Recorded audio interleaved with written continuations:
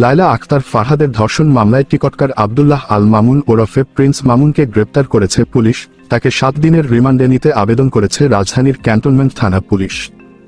মঙ্গলবার 11 জুন দুপুরে ঢাকার চিফ মেট্রোপলিটন ম্যাজিস্ট্রেট আদালতে এ রিমান্ড শুনানি অনুষ্ঠিত হওয়ার কথা রয়েছে। এর আগে গত 10 জুন রাত ঢাকা চট্টগ্রাম মহাসড়কের জেলার দাউদকান্দি টোলপ্লাজা এলাকা থেকে তাকে গ্রেপ্তার করে ঢাকায় নিয়ে আসে পুলিশ।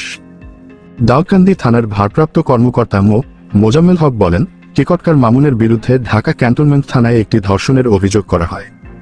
পরবর্তীতে মামুন কুমিল্লায় অবস্থান করছে এমন তথ্যের ভিত্তিতে ঢাকা ক্যান্টনমেন্ট থানা পুলিশ আমাদেরকে তাকে গ্রেপ্তারের জন্য একটি রিকুইজিশন প্রেরণ করে। তিনি বলেন, এরপরই দাউদকান্দি টোল প্লাজা এলাকায় অভিযান পরিচালনা করা রাত 9:30টার দিকে তাকে গ্রেপ্তার করে পুলিশ।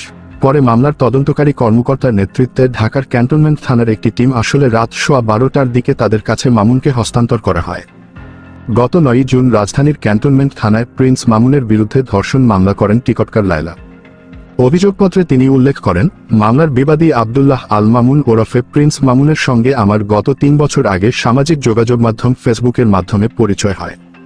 পরিচয়ের এক পর্যায়ে মামুন আমাকে বিয়ে করবে মর্মে প্রলোভন দেখিয়ে আমার সঙ্গে প্রেমের সম্পর্ক স্থাপন করে।